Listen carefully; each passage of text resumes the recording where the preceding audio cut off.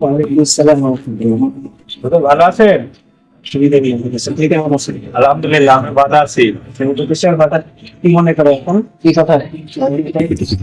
আমার ছেলের জন্য দোয়া করবেন যেন একটু ভালো বেতনে চাকরি পাই। সমস্যা নেই, তো আপনি এখনই করবো, অনেক পরে করবো। এখনই করলে ভালো হয়। আচ্ছা ঠিক আছে, আপনি আমার সাথে হাত দেবেন। আল্লাহুম্মা আমিন। ইয়া রাব্বাল আলামিন, সবকিছু আল্লাহ মনে ফাটতি নিয়ে এসেছে, তার ছেলে বলো আমি চাকরি পাই। ইয়া রাব্বাল আলামিন, ছেলের জন্য আমার এবং তো চাকরি ব্যবস্থা করে দিন। এই ইমাম সাহেব, ইমাম সাহেব, আপনার দোয়া করা লাগবে না। আপনি এটা কি দোয়া করলেন? আপনার এই কম বেতনে আমার ছেলের সংসার চলবে কেমন হয়ে? এতদিনে বলছিলাম যে কম বেতনে কি হচ্ছে না, আমিও তো আপনাদের সমাজের একজন মানুষ।